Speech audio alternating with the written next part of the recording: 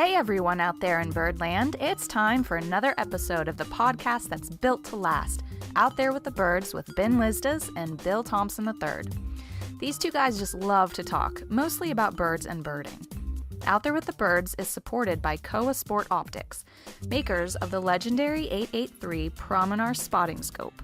Visit sportingoptics.kowa-usa.com to learn more. Additional support comes from the Reader Rendezvous Birding Adventures from Birdwatchers Digest. Come birding with us in our favorite places. Learn more at birdwatchersdigest.com/rr. Now, without further blah blah blah from me, here they are, Bill and Ben. It's time for another episode of Out There with the Birds. Another live episode in person. 2 in a row, huh? 2 in a row. And on different part of the country. Here we are.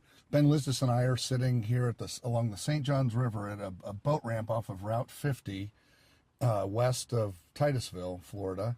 We've just participated in the Space Coast Birding and Wildlife Festival, which fantastic event, and we've talked about before here on the podcast. And it's rainy and not so nice. It's really not your typical Florida weather, but we're looking out through the rain-streaked windshield, and there's an osprey going by, and there are lots of great egrets and some kingfisher. And I've guided here a few times over the years for the festival, and this is a really great spot because you're looking out there's a reddish egret right down over nice. there. See? Oh yeah, you're looking out over the river and a whole big vast marsh that I would imagine is brackish because it probably has some incursion from the ocean. A lot different than Vegas. Yeah, a lot different. No skyscrapers. Yeah. So anyway, Ben, how you doing? I'm doing good. Had a great week. Lots of highlights, out birding, mingling with people at the festivals, participants, other vendors. Mm-hmm. Great time here. Yeah. And so the Space Coast Festival is every January, sort of third weekend or so, and it's one of those festivals that's super well rounded. It's probably the biggest one in terms of attendance in the U.S. or close to it, and lots of people come in from all over because they want to get away from winter and come down here to sunny, ostensibly sunny, warm Florida and get to see some specialty birds. That's like right. Florida scrub jay and red cockaded woodpeckers are nearby. There are even brown-headed nuthatches and Bachman's sparrow. Mm-hmm. So what were some of your favorite birds from this week?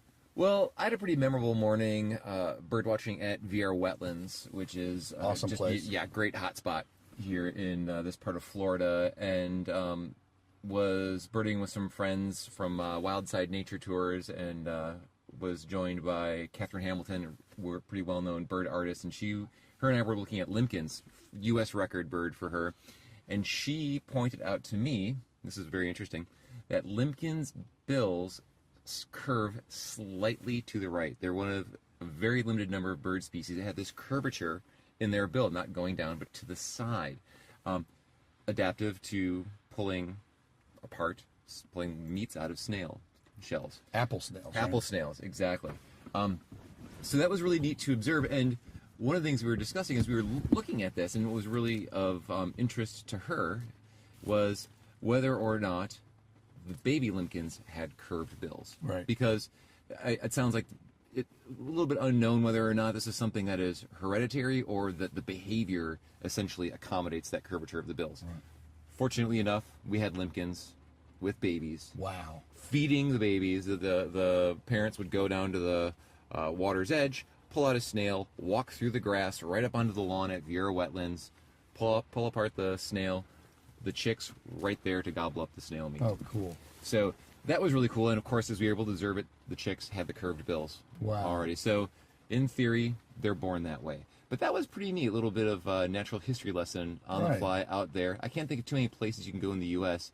and watch something like that. So that was one of my highlights there. Well, Vieira is an awesome place. I was there, not on a field trip, just out birding a little bit, and saw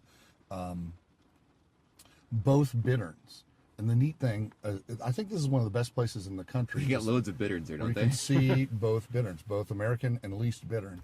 And watching these things with their very cryptic coloration, the bittern's defense mode is to stand very still, and if it feels like it's threatened or it's wary of being seen, it will point its bill up And I've actually seen them out in North Dakota doing this, where the grass is waving in the wind, and the bittern will wave with the grass, kind of trying to totally blend in, because they're brown and streaky, just exactly the color of the dried marsh grass that they love to be in to forage. So we saw an American bittern doing that sort of skulking around, and then all the way around the entire dike route, all the way that you're driving through. We should say Viera Wetlands is actually a water reclamation place. It's actually a part of a sewage treatment complex. Yeah, I hear that in Australia they call them poo farms. Well, but do they actually harvest? I don't know. That tip to Simon Thompson on that one. Yeah, there we go. So anyway, it's a giant poo farm, and the wetlands there, obviously the water that the birds are in is the stuff that's being put back into the system. But this is just a fabulous place for all kinds of birds. I've seen many things there. We have lots of white pelicans, lots of waterfowl, but all the way around the edge, just the last bit of marsh grass cattails before the exit, here was a least bittern. Finally, I'd been looking all morning for one, couldn't find it. Finally found one. So, and we actually had a reader rendezvous there a couple Februarys ago, where we got both bitterns for all 50 people, and that was pretty exciting. Nice. Neat thing about I heard a story on one of my other bird trips during the festival. I was guiding at Smyrna Dunes State Park, I think it is, north of Titusville, and one of my participants, we were talking about bitterns. I was saying I was looking forward to getting to, or they had been the day before to Viera and seen the bitterns, and they said, yeah, one time we were watching a least bittern, and it jumped up to fly away because there was a great blue heron there. The great blue heron snatched it out of the air and ate it. Those guys are serious predators. Obviously, the cryptic coloration wasn't working too well that day. So, what else you got? Well, I'm going to stick with the theme of physiology in birds here, and while in Viera Wetlands, a common species you can hear down here and see sandhill cranes. Right. And a bird with one of those iconic calls, just like a loon. A lot of our listeners are really familiar with the call of a sandhill crane. It's this because of these elongated trachea that are looped. Okay. Kind of like they swallowed a French horn is kind of how I would imagine. And it's got to hurt. It's got to hurt. And going back to the limpkins have that same feature. So when we saw one of these limpkins take off, one of these feeding limpkins take off, make a call very similar to sandhill crane. Really cool to be able to hear them and cranes at the same spot and see that connection there. Yeah, that I always think the limpkin sounds like a Victorian lady in distress going, oh, like she's been tied to the railroad tracks and here comes the train, right? I love that call. I'm waiting for the great blue heron to come. Right, exactly. Save me from the great blue heron. Oh, man. So we're talking about travel. Yeah. Been traveling a lot. You've been traveling quite a bit, and we're going to be traveling together here pretty soon. But what are some of the things, because you're a well-traveled young lad, what are the things that you always take with you, I mean, other than toothbrush and all that kind of stuff? Yeah. What are the things that, like the comfort things or the travel must-haves for you? Yeah. So for birding, we're out in the field in all sorts of weather. I'm a huge fan of merino wool. And I think some people fall into the trap of thinking wool is hot. That's not the case. It's actually quite breathable. If I'm in the tropics, wool socks are fantastic. A wool t-shirt even. Really? It's super lightweight, and you can wear it over and over again. It does not pick up odor. Okay. So merino wool is... Which is good. Yeah. Which is good. You can pack lightweight, and it washes quick. It dries quick. So if you get caught in the rain, no big deal. So socks and t-shirt, merino wool, that's a must-have. Up there with baseball caps. Right. The other thing that I will always travel with is a good pair of hiking boots. Right. Something sturdy, something waterproof, because I'm going to spend all day on my feet. Right. I'm going to be going through areas where there might be scorpions, snakes, thorny plants. Right. So some solid hiking boots. Don't underestimate that. You're not one of those macho birders who just likes to wear your Tevas or your sandals out in the tropics. And well, I do love my sandals. I've seen people come to grief with those, though. Yeah, I know. If I'm going to be birding somewhere, like when we were in Israel, wore my sandals a lot when we were birding in Israel because that's comfortable for me. But not so many thorny plants where we were necessarily, Right. you know. So, anyways, you know, I'll take a pass on this. Yeah. the sandals. What things I always travel with it, obviously in addition to binocs and the field guide for wherever you're going to, but I always have a travel pillow. I always take both wax earplugs and noise canceling headphones. Now I just found a friend of mine showed me coming back from the Honduras Birding for Conservation tour. My friend Marcy, who was on my team, showed me these really nice Bose sort of earbud, but they have the little wings on them. They stick in your ear, unlike the earbuds you get for your iPhone, which fall out all the time. Yeah. These things are rubberized and they really fit nicely in your ear. And when you turn on the noise canceling, even though they're just earbuds, it's amazing what the noise they cancel out. Crying babies, snoring, you know, Engine drone. and you know, if you wear those things and you pull them out mid-flight, especially like on a puddle jumper, like we're going to take home tonight, those engines are daggone noisy, man. I mean, you got to think there's a chance you're damaging your hearing. You know, I would imagine. Maybe not. But anyway, for me, I am able to sleep on planes usually if I get a window seat and you know, lean up against the wall, try and get your legs down into the seat in front of you. But noise canceling headphones are very important. I always take a journal. Yes. And a pen. Yes, that was another thing I was going to mention. I always will take usually I'll take a sketch pad. I like things where I can have the option of writing notes, drawing diagrams, you name it, and I'll have, you know, fill out journals all the time as I'm traveling with sketches and notes. Yep. Sometimes to-do lists, you know, where to get, and you know, I use it for everything. You know, a little shopping list. Oh, we're going to go to the store. We got to pick up, you know, such Stump and such. yourself with a game of hangman. Exactly. So, endless entertainment with a blank sheet of paper and a pen. Yep. I always try to carry $1 bills with me, because no matter what country you're in, if you got to tip somebody, it's almost always appropriate to dollars. People appreciate that. And well, there was something else I was just going to say that. Oh, I always travel with an extra battery charger, like one of those little portable charging units. Yes. You know, it's if you're listening to music on a long flight. Oh yeah. So those are the things I always travel with. And you got anything else to add to that list? No. I was going to kind of talk a little bit about, kind of seg from that to the international flavor of the Space Coast Birding Festival. And a lot of birding festivals, you're seeing more and more tour operators that are coming from destinations that you need a passport to go to. Africa, South America, Central America, of course, Asia. And one of the things that I really enjoy about visiting some of these booths at the Space Coast Birding Festival this past week was the items that these vendors would bring from their home to sort of share with participants. You know, a little taste of what is Peru like. So the gentleman from Peru that was here had some pisco, which is kind of a grappa type of a liqueur that he brought.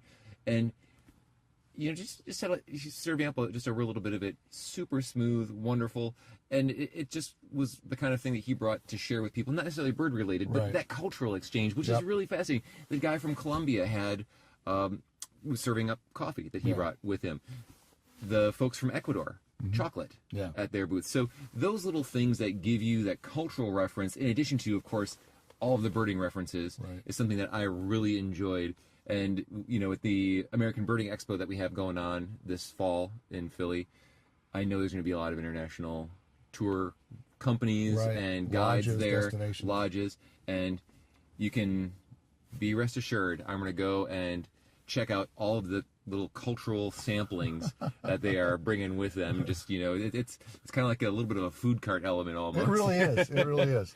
Yeah, that's interesting, and it's also neat to talk to these folks. Ooh, look, there's that might be a marlin. Nice.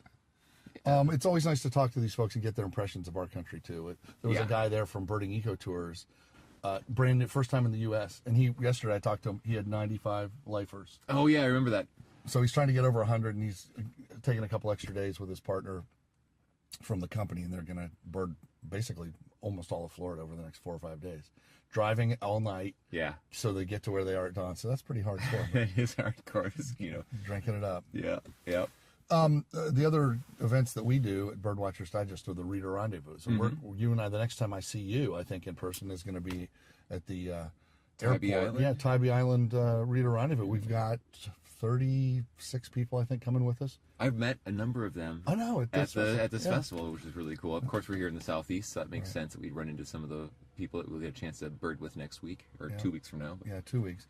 It's going to be an interesting one. I've never birded that area myself. We've got great local guides helping us, but I've heard a lot about it. It's one of those places that's just far enough south that you can get some wintering, flycatchers and overwintering, sort of what you would call the soft birds that leave. It's just far south enough, and it's also coastal, so it gets the warming effects of the ocean. So I'm looking forward to that. I guess there's some western flycatcher or western kingbirds that are there, and I heard there had been some other neat birds like painted buntings are still around. So I'm looking forward to that. Plus, we'll be right on the ocean. We'll probably get some things like gannets and red-throated loons. And things I love watching gannets. Yeah. Anyway, so that's all I've got, Ben. Well, one last thing for me to wrap up here. Another person I got a chance to talk to at the birding festival was Robert Wilson, who is one of the, I guess I'd say, a pro staffer with Koa Sport Optics, who is the optics sponsor of this podcast. And one thing I would encourage our listeners to do is keep an eye on the companion blog for this podcast, Out There with the Birds. And I was talking with Robert, seeing some of his amazing digiscoped images. This guy is incredibly accomplished. And those 88mm Koa scopes with their fluorite crystal lenses, just phenomenal pieces of equipment. Winning combination there. We are going to work to host a digiscoped gallery of his images. Okay. I should say a gallery of digiscoped images of his on the blog. Okay. So, and I think Robert's going to write a little bit for us about how he took some of the photos, a little bit of the technique involved. So keep an eye out for that. And just another one of those fascinating, engaging people that you just run into at these birding events. Google Out There with the Birds blog, and you can find, there's always content going up there. We announce our episodes for this podcast there, and there are always other bits of content coming up from Dawn Hewitt, our managing editor. She is the content person for that. So people want to know more about that, Google Out There with the Birds blog. You're listening to the Out There with the Birds podcast with Bill Thompson III and Ben Lizdas. If you want to know more about our reader rendezvous, go to birdwatchersdigest.com/RR. And if you want to know more about the American Birding Expo, go to birdingexpo.com. And if you want to learn more about limpkins, go to Vieira Wetlands. Right. And if you want to learn more about the Space Coast Birding and Wildlife Festival, just Google Space Coast Birding Festival, and it'll come up. It's a great event. We're going to be back again next year, and encourage everybody to check it out. Ben, look, we got to drive to the airport now, man. I guess we got to catch a flight back home. Snow in Wisconsin. Yep, I think there'll be some snow in Ohio. So until I see you again in a few weeks, take care, buddy. All right, see you, Bill. Bye. That's a wrap for this episode of Out There with the Birds. Special thanks to Koa, our optics sponsor. Learn more about their fine line of birding products at sportingoptics.koa-usa.com. We're also supported by the Reader Rendezvous Birding Adventures from Birdwatchers Digest. Your next birding adventure starts at birdwatchersdigest.com/RR. Tune in next time for some more birding chatter and bird news that matters with Ben and Bill. Until then, good birding, and we'll see you out there with the birds. Bye-bye.